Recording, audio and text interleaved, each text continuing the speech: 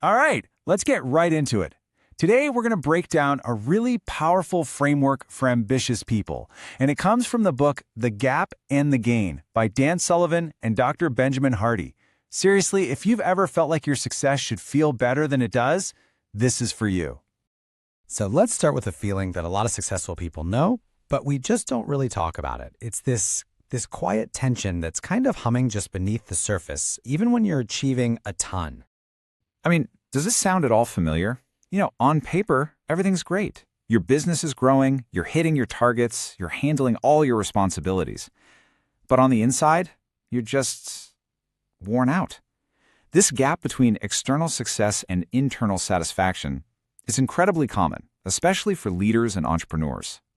And this quote it perfectly nails the feeling, doesn't it? This isn't some personal failing on your part, and it's not a lack of gratitude. The book is really clear on this. It's a known issue, and it's a problem with how our brains are wired to measure things. And this, right here, is the heart of the matter. The problem for so many driven, capable people isn't that they're not making progress. Oh, they are. The problem is that they're measuring that progress in a way that is quietly, day by day, working against them and just draining their energy. So where does all this come from? Well, this whole framework we're talking about is from the work of Dan Sullivan and Dr. Benjamin Hardy. And what's important is that they developed these ideas by coaching thousands of super successful yet often unfulfilled entrepreneurs. So this isn't just theory. It's born from the real world. Okay, so let's get into the mechanics of this, because this is where it gets really interesting. Think of it like this. Your brain has two completely different rulers it can use to measure everything you do. And understanding the difference between them, well, it's the key to everything. First up, we have the gap. This is what most of us do by default. You measure where you are now against some ideal version of the future, against where you think you should be. The problem is that ideal is always moving. It's always out there in the distance, which means your brain is constantly focused on what's missing. But then there's the flip side, the gain. This is when you stop looking forward at the ideal and you turn around and measure backwards. You look at where you are today compared to where you actually started. This simple shift grounds you in reality, in hard evidence of how far you've come. And you can see right here how clearly this lays out the emotional consequences. It's night and day. When you live in the gap, you're pretty much signing up for frustration and disappointment. But when you start measuring the gain, that's what builds real confidence, satisfaction, and, a healthy dose of optimism. So, look, if you take one thing away from this, let it be this quote from Dan Sullivan. It is the fundamental shift. Your big, audacious ideals, they're fantastic for setting a direction, but they make a terrible, terrible scoreboard. True progress is always measured backward. Okay, so let's build on this. Understanding the theory is one thing, right? But actually rewiring your brain after years of thinking in the gap, well, that takes some new habits and a whole new way of looking at your goals. The book makes this absolutely brilliant distinction between needing a goal versus wanting a goal. See, when you need a goal to feel okay about yourself, your whole identity gets wrapped up in it. The motivation feels heavy, pressured. But when you operate from the gain, you want the goal from a place of confidence. Your self-worth is already solid, which makes your ambition sustainable. Let's go back to that idea of the horizon for a second. It's the perfect metaphor. A horizon gives you a direction to sail in. It orients you. But you can't actually reach the horizon. It's impossible. So if you use it to measure your progress, you are guaranteed to always feel like you're falling short. Ideals are your compass, not your report card. And here's a great example of how to stay focused. The British Olympic rowing team had this one simple filter for every single decision they made. Will this make the boat go faster? That's it. That clarity saved them from getting bogged down in endless debates and distractions. It kept them out of the gap of what-ifs and focused on what really mattered. So, the big question, right?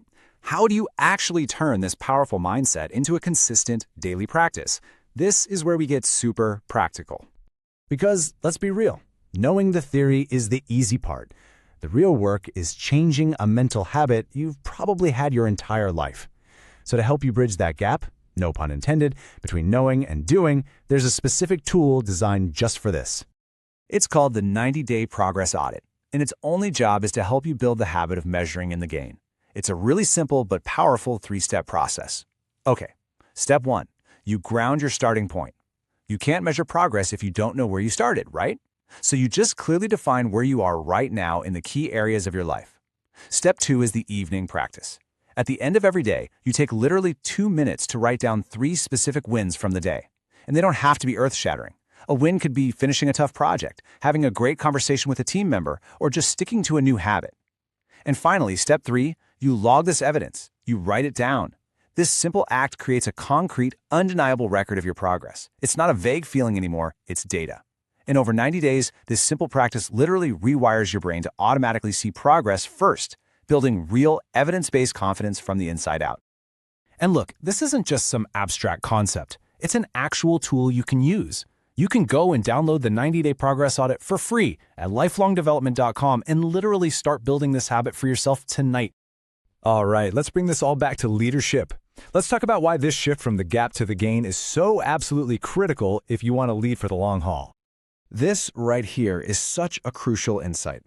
We often think burnout is just a calendar problem, too many meetings, too much to do, but so often it's an internal measurement problem. It's the result of running on an internal narrative that never ever lets you acknowledge a win, no matter how hard you work. So here's the bottom line. When you measure by your gains, you build up the psychological resources you need to last. It gives you the emotional fuel to keep high standards without just running on fumes. Your past stops being something to regret and starts being a collection of assets and lessons. In the gain, nothing is wasted. Every single experience is either progress you've made or an insight you've gained. It's a total game changer. Okay, so if any of this has been hitting home for you, the goal isn't just for you to know it, but for you to use it.